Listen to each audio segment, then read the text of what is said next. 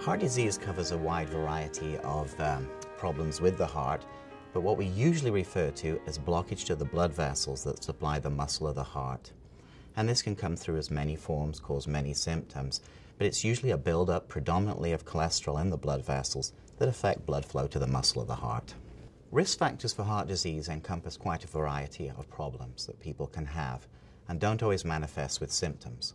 You can have elevated cholesterol, high blood pressure, smoking, being overweight, not being active, unusual diets which may not help you out too much and promote weight gain and high blood pressures.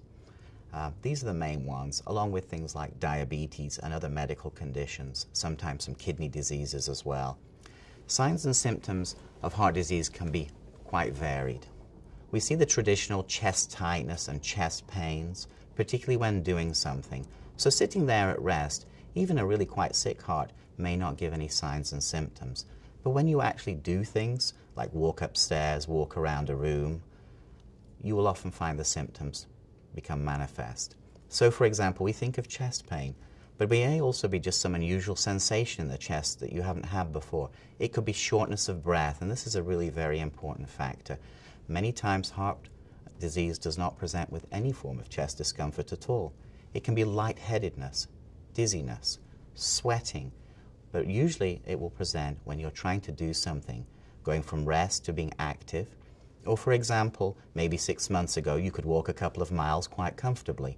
Now you can only walk half a mile and you're struggling. You feel short of breath, you feel uncomfortable sensations in the chest, or really quite ill. So heart disease, while we think of chest pain, sometimes there is no chest pain and there can be many other factors. There's certainly a component to heart disease that can be hereditary. It's one of the components we can't control necessarily, but it certainly need to be aware of. There are many ways to prevent heart disease. Firstly, high blood pressure tends not to have any symptoms, and neither does high cholesterol, so you must get these checked. They tend to change as we get older. So if you had a normal blood pressure at 40, maybe by 45 it may be increasing. And this would present a risk for heart disease, for stroke, for kidney problems, and you need to get this checked. So certainly monitoring of the risk factors. If you smoke, you really have to quit. It's extremely expensive anymore and can cause all kinds of problems, not just heart disease. If you're overweight, you don't necessarily have to lose huge amounts of weight to get a significant medical benefit. For example, if you lose about 10% of your body weight in 6 months, this can show improvements in blood pressure, cholesterol, and well-being. Also, being active. Even if you're a little bit overweight, if you're active, this has been shown to help reduce your risk of heart disease.